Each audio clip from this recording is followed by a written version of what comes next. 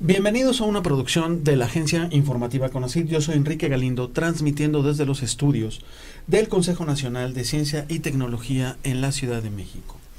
Toda la información generada por la agencia en cuanto a desarrollos científicos y tecnológicos que se llevan a México, la puedes encontrar en www.cienciamexico.com. Las ciencias sociales también son ciencia. Khalil Gibran escribió: la historia no se repite si no es en la mente de quien no la conoce. Por eso hoy te presentamos La Revolución Humana, una historia de la civilización, con Juan Miguel Zunzunegui.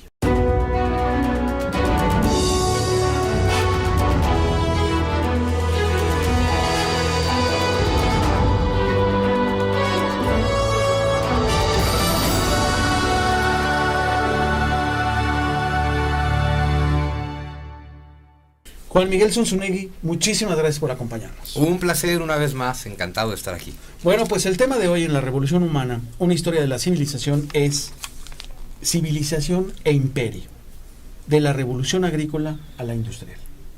Así es, pues bueno, es que particularmente, bueno, ya ves que todo el concepto de esta serie es entender la historia de la civilización humana con base en este concepto de revolución. Que esto pues voy a estarlo repitiendo, entender qué es revolución, una evolución que da un salto. O sea, tú vienes con una evolución y de pronto ¡pum!, hay un salto en cualquier sentido que te catapulta años, miles de años de progreso. Eso es una revolución, ¿no? Entonces precisamente hay tres que son fundamentales en la historia humana. De la primera ya hablamos y la estaremos trayendo a colación frecuentemente, la famosa revolución cognitiva, hace unos 70,000 años, cuando la especie que somos desarrolló la capacidad del pensamiento abstracto, del pensamiento simbólico y del lenguaje. Sin eso, simplemente jamás hubiéramos logrado desarrollar la civilización. Las otras dos grandes revoluciones que transforman por completo la vida humana, ahí sí los historiadores, antropólogos, arqueólogos les han puesto mucha atención siempre, la revolución agrícola y la revolución industrial. Entonces, bueno, empecemos por la revolución agrícola, que es como se le llama a ese momento de la historia humana, hace quizás 12,000 o 14,000 años, cuando desarrollamos la agricultura. Es decir, cuando la especie que somos empezamos a dejar de vagar por el mundo y empezamos a establecernos. ¿Por qué? Porque inventamos o descubrimos la agricultura. Ahora, esto es una revolución fenomenal en varios sentidos. Vamos a tratar de entender por qué. De entrada, esta revolución agrícola hubiera sido imposible sin la anterior, sin la revolución cognitiva. Porque el hecho de poder pensar, de poder comunicarnos a través de un lenguaje, de generar símbolos comunes que nos den cohesión, es lo que hizo que los seres humanos empezáramos a hacer colectivos cada vez más grandes, ¿no? Porque claro, 30 personas juntas tienen ciertas capacidades. 1,000 personas juntas multiplican muchísimo esas capacidades. Un ser humano capaz de hacer una herramienta simple tiene capacidades, pero un ser humano capaz de hacer herramientas complejas, es decir, uniendo más de una parte, pues tiene mayor cantidad de posibilidades, ¿no? Un ser humano que depende del río para poder cultivar, pues tiene ciertas capacidades. Un colectivo humano que hace canales de riego tiene más posibilidades, ¿no? Pero para todo eso hay que ponernos de acuerdo. Y para poder ponernos de acuerdo, tuvo que haber existido esta revolución cognitiva previamente, ¿no? Entonces, es decir, que hace unos 12,000 años, seres humanos que ya tienen evidentemente el dominio del fuego desde 100,000 años antes, y el dominio del lenguaje por lo menos desde 70,000 años antes, empiezan por primera vez en nuestra historia como especie, empiezan a establecerse. Hay una cosa que es bien importante recordar. Todos cuando fuimos creo que desde la primaria nos enseñaron el tema de las glaciaciones, ¿no? Cómo ha habido varios periodos glaciares donde nuestro planeta ha estado mucho más frío, básicamente los polos crecen, ¿no? Particularmente el polo norte. El último periodo glaciar se le conoce como la glaciación Gurma y terminó hace unos 15,000 años. Habíamos comentado en el primer programa de la revolución cognitiva que hasta hace más de 15,000 años había varias especies humanas conviviendo en el planeta, y desde hace 12,000 solo existimos nosotros. Una de las teorías que se han esgrimido es que el Homo sapiens acabó con todas las demás especies humanas. Otra, que no tiene que ir peleada necesariamente, es que las otras especies humanas no sobrevivieron a los periodos glaciares. O algunas de ellas no sobrevivieron y nosotros sí. Nosotros sí, porque somos capaces de ponernos de acuerdo gracias al lenguaje, lo cual nos permite decir, oye, vamos a confeccionar trajes, vamos a matar este animal entre todos, y vamos a hacernos abrigos, y vamos a guardar comida en este hueco, y ese tipo de cosas, ¿no? Entonces, bueno, desde hace 15.000 años que termina el último periodo glaciar del que tenemos noticia en nuestra historia, tenemos esta especie, Homo sapiens, que somos básicamente cazadores-recolectores. Esto significa que los seres humanos íbamos en grupos no muy grandes, caminando, éramos nómadas, seminómadas, muchas veces son grupos que se mueven ya en ciertos territorios concentrados, ¿no? Sin irse más lejos. Pero quiere decir que básicamente vamos recogiendo comida, o sea, recogiendo frutos, recogiendo bayas, recogiendo semillas y cazando animales. Y cazando animales pequeños, en realidad. Y pues eso, cazadores-recolectores. Estos cazadores-recolectores, pues son nómadas, pues literal, porque vas persiguiendo tu comida. Así fue como se pobló América por Bering, finalmente, ¿no? Los cazadores-recolectores tienen una característica muy importante, y es que una sociedad de cazadores-recolectores es una sociedad. Imagínate que somos 500 personas. Bueno, los 500 nos tenemos que dedicar de alguna forma a la caza o a la recolección. ¿Por qué? Porque no tenemos la capacidad de acumular alimento. Okay. Cazas y recolectas a diario, y de eso te alimentas. Entonces, es una literalmente vives al día. Vives al día, ¿sí? Entonces no tienes capacidad de almacenar. Una vez que tú desarrollas la agricultura, o sea, cuando finalmente el ser humano descubre que las semillas germinan y que hay un ciclo en las estaciones y que puedes manipular la tierra, que es otra característica humana. Nosotros, los demás animales, o se adaptan al ambiente o perecen. El ser humano logró la capacidad de adaptar el ambiente a nosotros. Okay. Y eso es lo que nos permite establecernos en todo el planeta, y no solo en ciertos climas, ¿no?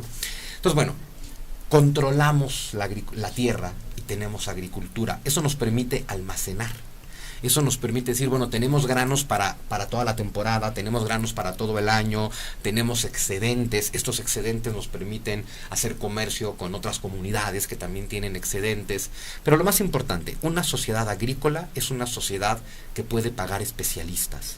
Es decir, como somos menos generando alimentos y generamos mucho más alimento porque controlamos la tierra, o sea, 1 hectárea le daba de comer a un grupo de 10 cazadores-recolectores y le da de comer a 1,000 agricultores. Claro.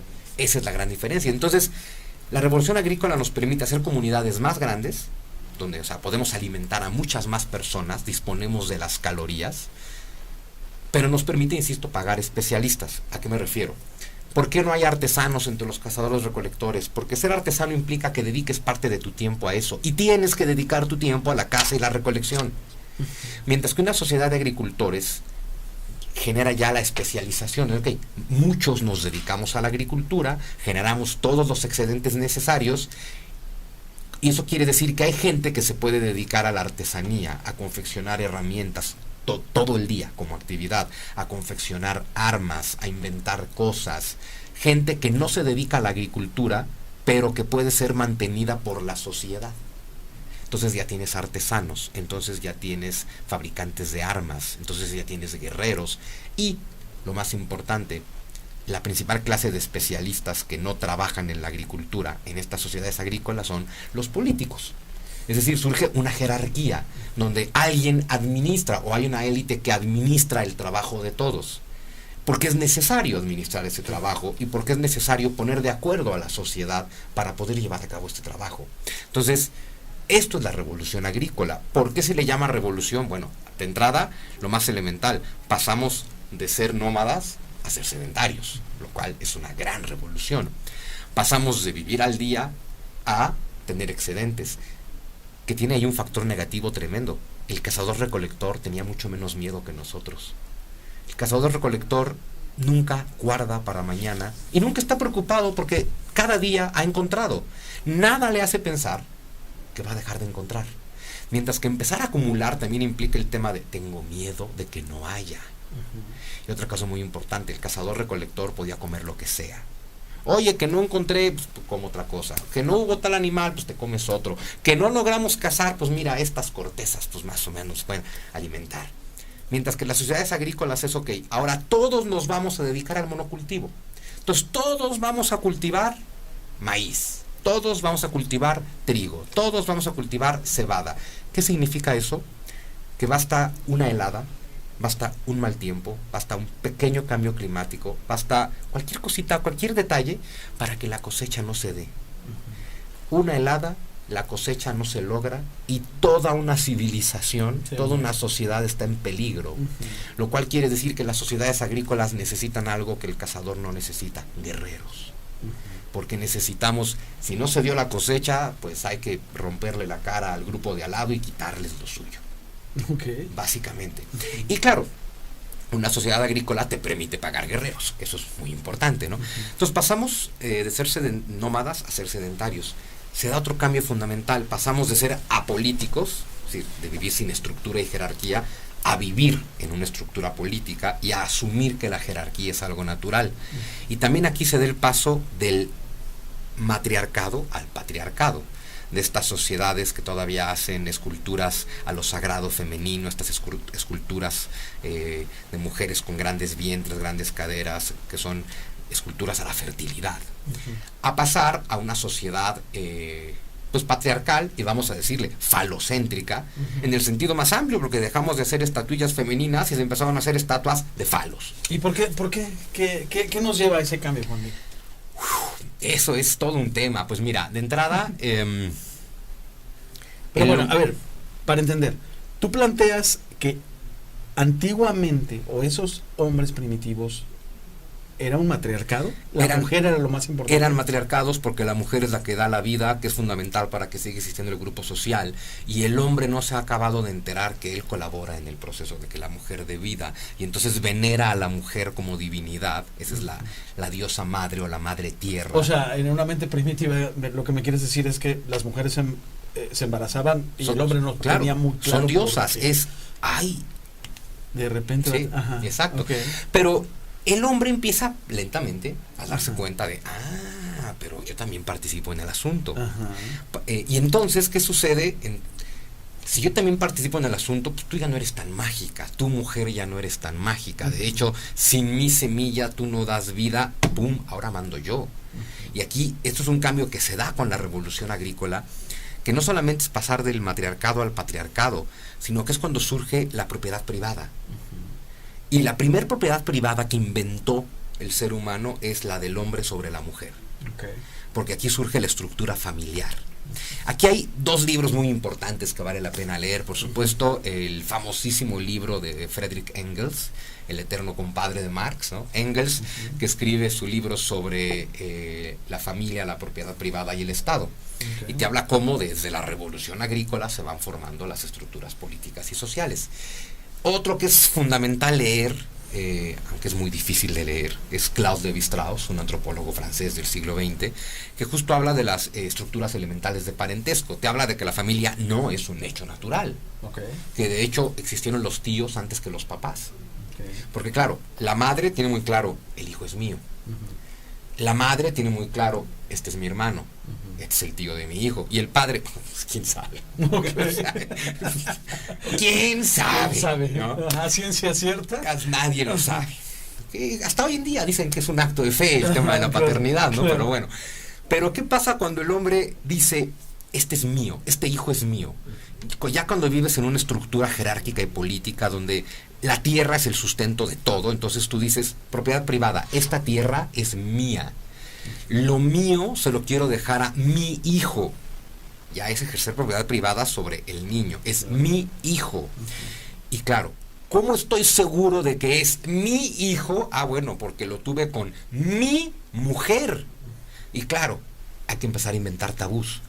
Oye, pero pues yo no puedo estar seguro al 100% de que es mío. Entonces hay que inventar un gran mito y tabú. La mujer tiene que llegar virgen al intercambio matrimonial. Esto no lo inventó la tradición judio-cristiana, esto lo inventó la revolución agrícola. Desde hace 12,000 años se hace intercambio de mujeres entre comunidades cercanas y es, es mi mujer, este pueblo manda mujeres a este otro y este otro manda mujeres a aquel, se hacen intercambios políticos, culturales, sociales, pero la mujer tiene que llegar virgen. Así yo garantizo que el hijo va a ser mío. dice, bueno, a ver, llegó virgen, pero ¿y luego qué? Entonces hay que inventar el tema de la virginidad y la monogamia. Es decir, no puedes tener sexo antes de que te intercambien con un hombre, es decir, yo, y una vez que te intercambiaron conmigo, soy tu poseedor, no puedes tener sexo con nadie más. Y esto es por un tema estricto de propiedad privada. Y la familia siempre se ha sustentado en la propiedad privada del hombre sobre la mujer y los hijos. Seguimos arrastrando esa estructura familiar hasta hoy. Claro, se está transformando de muchísimas formas. Pero si tú ves los rituales matrimoniales de las religiones, queda clarísimo. O sea, tú imagínate, una mujer que entra a un templo del brazo de su actual propietario, es decir, su padre, y va del brazo de su padre. Y para dejar claro que ese es su propietario, esa mujer lleva el apellido de ese hombre, su padre. Y su padre la lleva hasta un altar donde se la entrega a su nuevo propietario. Y por eso la mujer sale del templo con su nuevo propietario y legalmente lo primero que hace es asumir su apellido para dejar claro quién es su nuevo propietario. Eso es el ritual del matrimonio religioso en toda la tradición cristiana. Y además va vestida de blanco con el significado. Con todos los significados que eso trae, ¿no? Ahora, en el judaísmo es más interesante aún. El contrato matrimonial lo firman el novio y el padre de la novia. La novia no firma el contrato matrimonial. ¿Por qué? Por la misma razón, y ojo, lo digo, entendamos que es broma y que al mismo tiempo es una gran realidad, pero es con mucho respeto. ¿Por qué firman solamente el novio y el papá de la novia? Por la misma razón que cuando tú compras un coche, el contrato lo firma el vendedor del coche y tú, el coche no. Hay que entender que ese concepto de matrimonio es la mujer es una pieza a intercambiar entre hombres. Por eso ni siquiera le vamos a preguntar si quiere ser parte de este ritual. Entonces no solamente empieza el patriarcado, sino, como tendría que ser en el patriarcado, no puede ser de otra forma, la opresión del hombre sobre la mujer, convertida en propiedad privada a través de rituales sociales y religiosos. Y hasta la fecha, bueno, siempre he dicho que las mujeres son más inteligentes que los hombres, pero que los hombres somos inteligentes, más inteligentes en una sola cosa. En lograr convencer a las mujeres de que el día más feliz de su vida es aquel en el que pasan a ser de nuestra propiedad privada. Porque eso es finalmente el matrimonio. Claro, en su origen, insisto, hoy las cosas se están transformando. Lo más importante es que tanto hombres como mujeres estemos conscientes de esto y del origen antropológico de esto, justo para dejar de hacerlo, justo para dejar de repetirlo, justo para entender que no tiene que haber propiedad privada de una persona, de la pareja sobre la otra, ni sobre los niños, ¿no? Pero bueno, la revolución agrícola nos trajo esto y nos hizo vivir en ciudades o en el origen de las ciudades, porque nos empezamos a establecer cerca de los ríos, porque ahí está el agua, hacemos canales de riego, hacemos campos de cultivo, hacemos trojes para almacenar ese cultivo, hacen falta guerreros que nos defiendan de los que nos quieran robar el cultivo, hacen falta cazadores recolectores que todavía vayan y consigan, pues, por si acaso, hacen falta artesanos, porque ahora ya vale la pena fabricar cosas. Cuando eres nómada, no tiene sentido fabricar cosas porque no te las vas a llevar. Sí, las tienes que cargar. Exacto. Entonces ahora ya vale la pena fabricar cosas, hacer casas, hacerlas cómodas, empiezas a generar la especialización. Y eso necesariamente implica que necesitas una jerarquía social, necesitas unos que mandan y otros que obedecen. Y una clase sacerdotal que política y religión nacieron de la mano en este sentido, en términos antropológicos, porque el primer pretexto para ostentar el poder es yo tengo contacto con lo divino y tú no. Por eso lo que tenemos es una clase que manda, una casta, digamos el faraón y su familia, los que mandan. ¿Qué tienes debajo? Siempre una casta sacerdotal. ¿Y a qué se dedica esa casta sacerdotal? Muy fácil. Los de hasta arriba mandan. Y la casta sacerdotal se dedica a contarte las historias que justifican y explican por qué los que mandan, mandan. Y debajo tienes siempre una élite de guerreros que se dedican básicamente pues a romperte la madre si no estás de acuerdo con que mande el que manda. Básicamente eso han sido los ejércitos. O sea, tú imagínate, el imperio egipcio y el faraón tiene a su ejército, pero no se peleaba contra otros pueblos. El ejército del faraón es para someter al pueblo del faraón. Y eso no ha cambiado desde entonces hasta hoy. Los ejércitos, claro que también te defienden de otros pueblos, de otros países y de invasiones o demás. Los ejércitos siempre se han hecho para... Lo primero que hay que someter es a tu propio pueblo. Pero someter por la fuerza es difícil. es mucho más fácil someter la mente. Que aquí es donde venimos de la revolución cognitiva, la revolución agrícola, vivimos todos en comunidad, inventamos una serie de mitos, órdenes ficticios, rituales, protocolos en los que todos creemos y por eso nos sentimos parte de lo mismo. Aquí un gran ejemplo es el pueblo hebreo, un pueblo disperso por el mundo y que sin embargo no pierden nunca su identidad de pueblo. ¿Por qué? Porque creen las mismas escrituras, porque siguen las mismas tradiciones, porque hacen los mismos protocolos, porque respetan los mismos rituales, porque comparten una misma tradición. Entonces tú los puedes tener en Jerusalén, en Frankfurt, en Nueva York, en la Ciudad de México y en Buenos Aires, y se sienten el mismo pueblo porque comparten toda una cuestión mitológica. Aplícaselo a cualquier país y es lo mismo, pero aquí es muy impresionante porque pueden estar dispersos por el mundo y seguir compartiendo identidad.